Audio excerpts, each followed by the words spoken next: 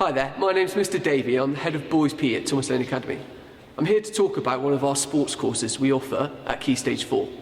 We offer an OCR Cambridge National Sports Studies course. It is a GCSE equivalent vocational course where students can achieve either a pass, merit or distinction.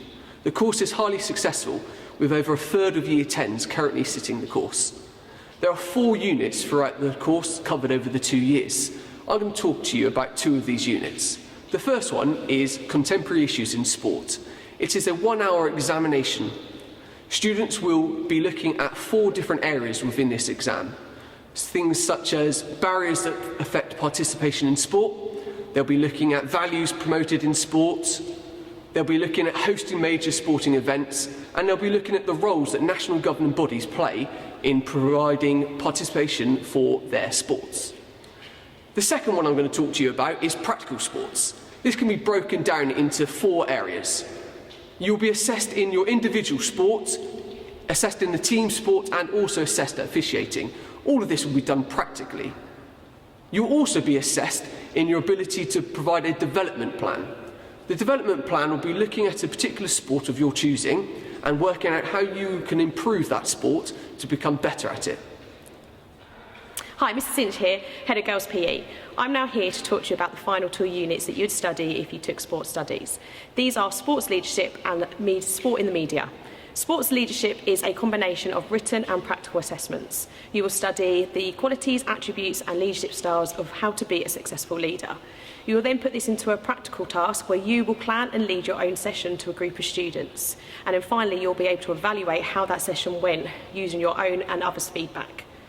The 4th and final unit is sport in the media, and this is assessed over 5 written assessments. What you will do is look at different areas such as the different areas of media, the positive and negative effects that media has in sport, how sport and media influence each other, and analysing articles of stories that are written in the media and give an evaluation of that coverage. In summary, taking sports studies, there's 4 units, and there'll be a combination of practical and written assessments throughout all the 4 that we've discussed with you today. We hope that you take sports studies next year. Hello, I'm Mrs Robson. I'm Head of Business at Thomas Lane's. I'd like to talk to you today about the 2 GCSE options that you have to choose from. The first one is GCSE Business Studies, which is obviously all exams. There are 2 exams and each exam is an hour and a half. Both of these exams are taken at the end of Year 11.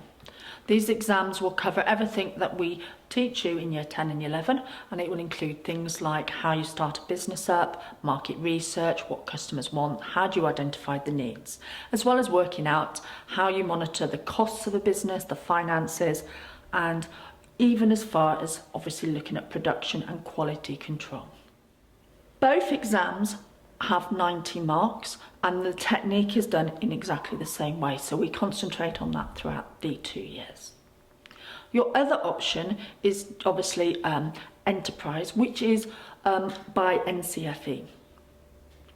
That course is a level 1 and level 2 course, and it's graded pass, merit and distinction for level 1, and then obviously for level 2 pass, merit and distinction. This is done where actually 40% is exams and 60% is coursework. 40% exam is taken in November of Year 11, and that then you'll have your results released in February, and then we can resit that if need be in March of Year 11. So that's before all your other GCSEs start. The coursework we start in Year 11 in January. That's not my decision, that is the exam board. And we have a pre-release topic and case study where you have to put together a business plan. The coursework is done under exam conditions. However, you are allowed to bring into the coursework lessons, you're allowed to bring in your folder, notes, anything you've maybe researched, and you are allowed to use the internet during those hours. We obviously try and guide you through the coursework as much as we can, because that's worth 60% of your grade. We will then obviously mark your coursework, and any areas we feel that could be improved, we're allowed to give some guidance and allow you to resubmit those sections. The coursework obviously has to be done then because you have to have been taught the whole of the 2 areas that we obviously teach. The theory for enterprise is very similar to GCSE, but we do it in different orders and different topics will be needed. But we do look at marketing, finance, production, recruitment, and all those areas as well. So I can hear you ask, which one would suit you best? Well, realistically, they're both business courses. They both lead on to the same goal at the end. Currently in year 12, I have people who've done GCSE Business Studies and who've done the Enterprise course before. So what you need to figure out is which you prefer. If you don't actually enjoy exams, you find them very stressful and actually think the exams are not your strong point, then obviously the Enterprise course with 60% coursework would obviously help you. That's one of the main differences, and it is the coursework element. If you have any other questions, then please feel free to email me at any point. Thank you. I'm Mrs. Cowan and the Head of Drama here at Thomas Alaines. I'm going to talk to you about the GCSE course that we offer here. There are 3 components to this course. C1 is a devising unit. The exam board set you a stimulus, and from that stimulus you will actually in a group create a piece of unique drama that you make up. Now that's a performed element of the course. Along with that performance, you will create a portfolio that talks about your process of how you created your practical work. After you've performed your practical work, you will do a written evaluation under timed conditions, like an exam, but an informal exam where myself or Miss Baker will be in the room with you to moderate. That forms part of C1. That's worth 40% of your GCSE. Next is C2. C2 is a scripted performance, so you have a bit of freedom of choosing a section from a published play that you wish to perform.